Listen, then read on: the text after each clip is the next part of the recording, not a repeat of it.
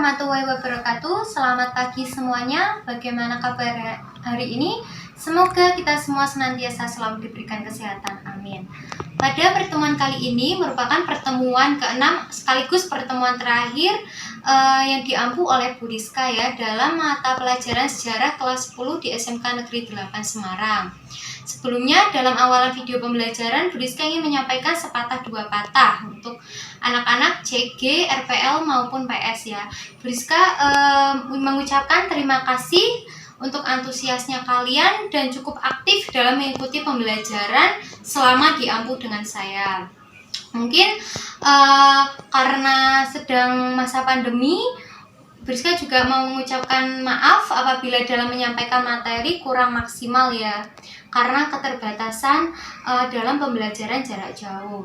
Tetapi tidak apa-apa, selalu semangat dan jaga kesehatan dalam mengikuti pembelajaran jarak jauh untuk mata pelajaran lainnya sekaligus mata pelajaran sejarah. Oh ya, mungkin segitu saja yang dapat Bu Rizka sampaikan. Oh ya, apabila ingin sharing-sharing atau bertanya dengan Bu Rizka seputar pembelajaran sejarah, bisa sekali melalui chat WhatsApp ya. Tidak apa-apa, walaupun saya sudah tidak mengajar dan digantikan oleh Bu Ida pada pertemuan selanjutnya. Baik, segitu saja, terima kasih. Baik, di pertemuan kali ini kita akan membahas tentang tokoh pejuang yang mempertahankan integrasi bangsa. Nah, di pertemuan sebelumnya kita sudah belajar tentang integrasi untuk kedaulatan sebuah negara dan ancaman disintegrasi bangsa seperti adanya PKI Madiun, terus ada DITI dan lain sebagainya. Nah, pada pertemuan kali ini kita mulai membahas tentang tokoh pejuang yang mempertahankan integrasi bangsa Indonesia itu sendiri. Terwujudnya sebuah negara kesatuan yang terintegrasi tidak lepas dari peran sejumlah tokoh yang tetap menghendaki dan mempertahankan bangsa Indonesia dalam kesatuan yang utuh dari Sabang sampai Merauke.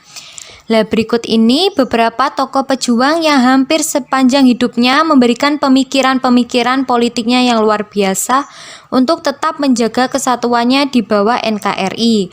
Beberapa tokoh pejuang pro-integrasi tersebut antara lain ada Soekarno, Muhammad Hatta, Abdul Haris Nasution, Ahmad Yani, dan yang terakhir ada Sri Sultan Hamengkubuwono ke-9. Baik, untuk tokoh pejuang yang mempertahankan integrasi bangsa yang pertama ada Soekarno.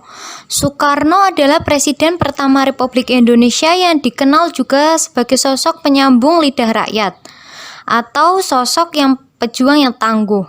Selain berhasil mengantarkan rakyat Indonesia merebut kemerdekaan, tokoh yang akrab dipanggil Bung Karno ini diakui sebagai tokoh yang memperjuangkan hak-hak masyarakat dunia, khususnya di negara-negara Asia Afrika. Berawal dengan mendirikan Partai Nasional Indonesia atau PNI pada tahun 1927, kiprahnya terjun ke dunia politik seakan tidak pernah berhenti hingga wafatnya pada tahun 1970. Melalui dekret Presiden 5 Juli 1959 di mana Presiden membubarkan parlemen hasil pemilu di tahun 1955 yang bertujuan agar bangsa Indonesia tidak terus terombang-ambing dalam ketidakpastian akibat perpecahan ideologi dan aliran politik. Sebagai pendiri PNI, Bung Karno adalah seorang yang berpaham nasionalis.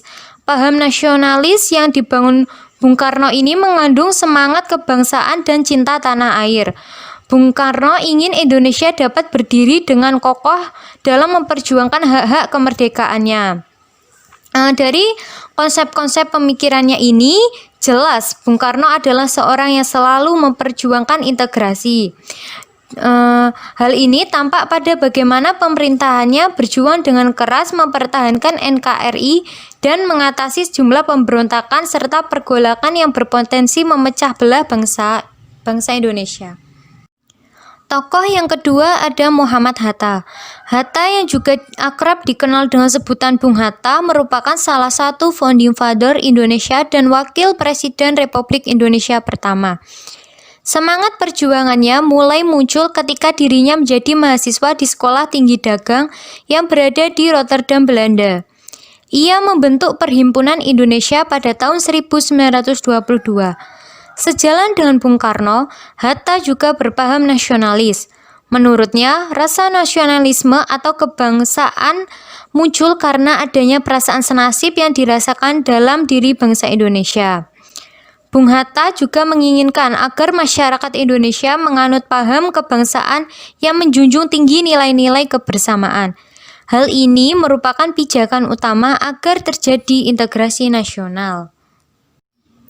Tokoh yang ketiga ada Abdul Haris Nasution. Pada tahun 1948, Abdul Haris Nasution diangkat menjadi Komandan Divisi 3 Tentara Keamanan Rakyat atau TKR.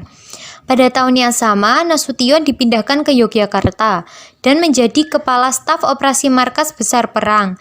Dan pada tahun 1949 menjadi Panglima Komando Jawa.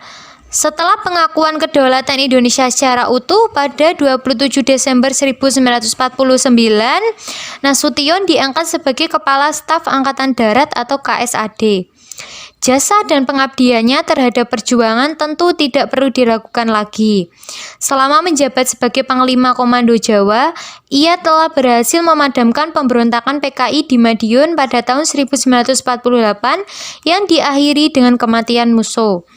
Nasution juga telah menyelesaikan gerakan PRRI Permesa yang berkembang di Jawa. Gerakan separatisme yang muncul ini semula hanya merupakan protes terhadap pandangan Soekarno tentang demokrasi terpimpin yang mendorong semakin berkembangnya kekuatan Partai Komunis Indonesia atau PKI. Hasil pemikirannya dituangkan dalam beberapa buku ya. Buku yang paling terkenal adalah Pokok-Pokok Gerilya. Karyanya ini menjadi bacaan wajib di Akademi Militer, tidak hanya di Indonesia tetapi juga di sejumlah negara lainnya, termasuk Akademi Militer di West Point, Amerika Serikat. Mereka pada umumnya mengakui strategi perang gerilya yang ditulis Nasution banyak menginspirasi strategi perang mereka. Keberhasilannya dalam membawa TNI Angkatan Darat untuk tetap setia kepada Merah Putih dan Pancasila. Nasution dapat dikategorikan sebagai tokoh yang mendukung integrasi. Tokoh yang keempat ada Ahmad Yani. Ahmad Yani tergabung dalam PETA atau Pembela Tanah Air pada tahun 1943 dan menjalankan latihan di Magelang. Setelah kemerdekaan, Ahmad Yani menjadi Komandan TKR Purwokerto. Tak hanya sebatas berjuang melawan penjajah untuk meraih kemerdekaan, Ahmad Yani pun berperan dalam perjuangan mempertahankan integrasi bangsa. Di antaranya, Ahmad Yani juga berperan dalam penumpasan DITII di Jawa Tengah dengan pasukan Banteng Raiders. Setelah itu, ia ditempatkan di Staf Angkatan Darat pada tahun 1955. Pada tahun 1958, saat terjadi peristiwa PRRI di Sumatera Barat, ia menjabat sebagai Komandan Komando Operasi 17 Agustus dalam penyelesaian masalah tersebut. Hingga 1962, ia pun diangkat menjadi Menteri Angkatan Darat menggantikan Jenderal A.H. Nasution. Ahmad Yani gugur sebagai pahlawan revolusi pada tanggal 1 Oktober 1965 dalam peristiwa Gerakan 30 September 1965.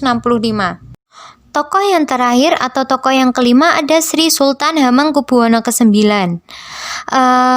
Sri Sultan Hamengkubuwono ke-9 ini memiliki nama asli Bendoro Raden Mas Doro Jatun. Beliau lahir di Yogyakarta pada tahun 1912. Setelah lulusan dari Hoger Burger School atau HBS, ia melanjutkan kuliahnya ke Belanda di Rijksuniversiteit Leiden dengan mengambil 2 jurusan sekaligus, yaitu ekonomi dan Indologi atau keilmuan tentang Indonesia. Walaupun pendidikan Belanda sangat lekat pada dirinya, tetapi hal tersebut tidak mempengaruhi perilaku kesehariannya. Dalam sikap politiknya, ia sangat menentang Belanda dan ketidaksetujuannya dengan penjajah terus berlanjut ketika Jepang berkuasa di Indonesia. Pasca kemerdekaan Indonesia, ia terus aktif di dunia politik dan pernah menjabat sebagai Menteri Negara pada masa Kabinet Syahrir III, Amir Syarifuddin I, dan Kabinet Hatta I. Pada 25 Maret 1973, ia diangkat sebagai Wakil Presiden kedua pada masa Orde Baru. Nasionalisme sultan tidak diragukan lagi dan telah ditunjukkan sejak awal pemerintahan Republik Indonesia. Ketika negara baru ini dibentuk, tanpa ragu ia menyatakan secara resmi bahwa Yogyakarta berada dalam wilayah NKRI. Ya, tadi kita sudah belajar tentang beberapa tokoh pejuang yang mempertahankan integrasi bangsa. Ada tadi Soekarno, Muhammad Hatta, Ahmad Nasution, terus Ahmad Yani, dan Sri Sultan Hamengkubuwono ke-9. Ya, mungkin segitu saja ya untuk materi pada pertemuan kali ini. Apabila ada yang ditanyakan, bisa melalui grup WhatsApp ya. Jangan lupa sertakan nama lengkap dan nomor absen. Sekian dan terima kasih.